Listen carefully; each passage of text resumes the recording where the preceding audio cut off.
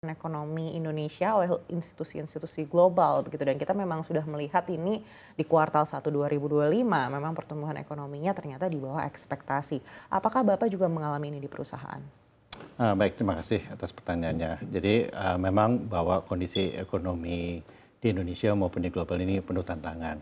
Tapi mungkin kehadiran IIF ini sebagai salah satu katalis dalam pembiayaan pembangunan infrastruktur itu kami tetap berupaya ya, karena infrastruktur ini kan adalah kebutuhan primer sebenarnya untuk mendukung pertumbuhan yang kita targetkan hingga sampai 8%, kami tetap harus maju terus. Nah, kami kalau berdasarkan first quarter 2025, kami mendapatkan pendapatan kurang lebih tumbuh 11%, di mana laba kita juga masih berjalan dengan baik, tumbuh 63%. Jadi meskipun ada pengaruh-pengaruh tersebut, tapi kami tetap berupaya untuk terus meningkatkan kinerja perusahaan. Memang yang kami pantau secara lebih mendalam adalah mungkin dampak dari kejadian di kuartal pertama ini nanti akan berpengaruh di kuartal-kuartal berikutnya. Jadi kami memantau terus, tapi seperti saya katakan bahwa kami sebagai katalis ini tetap akan maju terus, karena kita lihat memang untuk mendapatkan pertumbuhan 5% sampai 8% itu infrastruktur itu sangat dibutuhkan gitu. Baik, mungkin boleh disampaikan sejauh ini seperti apa gambaran permintaan pembiayaan di sektor infrastruktur, di mana kita tahu juga program-program pemerintah ini kan juga punya fokus ke sektor yang berbeda di tahun ini dan juga untuk tahun-tahun ke depan. Oke, mungkin lihatnya dengan cara begini. Jadi kalau di Indonesia, saya mungkin ambil 3 tema. Ya, satu adalah untuk mendukung geografis Indonesia yang terdiri dari pulau-pulau, konektivitas menjadi suatu penting. Jadi tema pertama adalah konektivitas. Konektivitas itu bisa bentuk fisikal, misalnya jalan tol, misalnya bandara dan sebagainya, tapi juga bisa misalnya digital infrastructure, ya seperti jaringan network itu. Jadi itu konektivitas itu satu penting. Kedua adalah terkait dengan untuk mendukung pertumbuhan 5-8% itu kita butuh energi, ya. Jadi sektor energi ini menjadi sesuatu yang kita butuhkan. Kita harus terus melakukan upaya-upaya untuk supaya kita bisa mendukung pertumbuhan ekonomi tersebut. Nah, ketiga, sebagai negara yang masih berkembang, ya tentu kondisi sosial kita itu juga harus diperhatikan. Nah, jadi yang masuk dalam kegiatan infrastruktur sosial itu misalnya rumah sakit, sekolah, air bersih dan sebagainya. Jadi kita ngelihat 3 tema ini. Nah, 3 tema ini siapapun pemimpinnya menurut saya tidak jauh-jauh dari situ. Kalau kepemimpinan sekarang itu kan dia menekankan ketahanan energi. Jadi energi kelistrikan kan. Terus juga misalnya air bersih itu masuk ke social improvement infrastructure gitu loh, ya. Konektivitas itu udah pasti gitu loh, tanpa harus kita gadang-gadangkan, udah pasti kita perlu membangun jalan lebih banyak, membangun transportasi yang lebih baik, ataupun juga memaintain apa yang sudah ada gitu loh. Ya, tidak jauh-jauh dari situ kok. Baik, tapi sejauh di kuartal 1 2025, apakah permintaan pembiayaan di bidang infrastruktur ini sesuai dengan ekspektasi perusahaan? Kalau misalnya lihat dari permintaan itu melimpah menurut saya. Tinggal mungkin eksekusinya. Jadi kalau di kuartal pertama, saya lihat kalau saya ambil industri perbankan secara umumnya, terjadi perlambatan pertumbuhan kredit tidak seperti tahun-tahun sebelumnya gitu. Sehingga dari pemerintah atau dari Bank Indonesia khususnya itu juga menurunkan target pertumbuhan kredit. Ya, kami juga mengalami perlambatan di kuartal pertama, tapi itu tidak mempengaruhi pendapatan maupun laba bersih kita. Dan kami terus berdiskusi dengan pelaku-pelaku bisnis infrastruktur. Ya, memang mungkin terjadi semacam delay, tetapi tetap berjalan kok.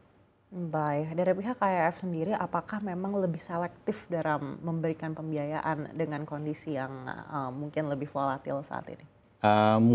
Mungkin dari awal kita memang melakukan pengelolaan manajemen risiko yang ketat. Jadi itu sudah menjadi istilahnya kewajiban kami lah. Jadi untuk menjadi lebih selektif dan sebagainya. Jadi biasanya kita lihat siapa sponsornya, proyeknya seperti apa. Jadi itu sesuatu yang memang udah kita lakukan terus-menerus gitu. Dengan volatilitas seperti ini tentunya ya kita tidak merubah, tidak menambah lebih ketat. Tetapi karena kita sudah melakukannya udah menjadi sesuatu hal yang rutin.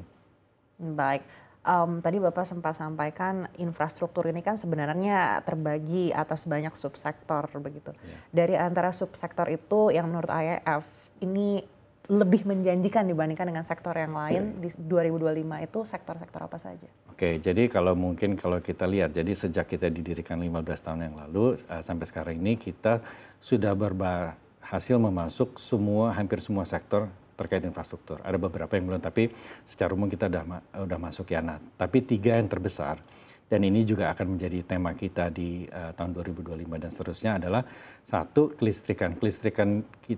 Pembiayaan kelistrikan itu mewakili sekitar 24% dari total exposure kita.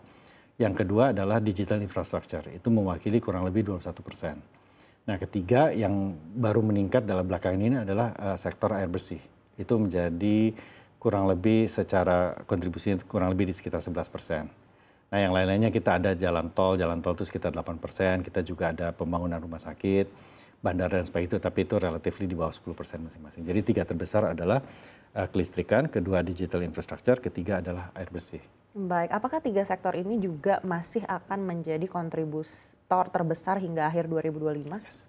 Baik, dan seperti apa strategi yang mungkin disiapkan perusahaan untuk bisa menggenjot pembiayaan lagi di 3 sektor utama tersebut? Jadi yang pertama mungkin kita harus terus berinovasi. Ya, artinya kebutuhan nasabah atau kebutuhan proyek itu beraneka ragam dan juga masing sektor itu juga punya tantangan atau peluang sendiri-sendiri. Jadi pertama kita harus terus melakukan inovasi dan mungkin kalau dilihat dari sejarah IF itu banyak sekali inovasi yang sudah kita lakukan. Ya, kedua tentu mungkin terkait dengan kondisi ekonomi yang volatile ini. Tentunya seperti halnya perusahaan kita harus melakukan upaya-upaya untuk meningkatkan produktivitas maupun efisiensi. Jadi itu juga kami lakukan. Ketiga juga tentunya tadi yang seperti saya katakan, ya manajemen risiko tetap harus menjadi penjaga kita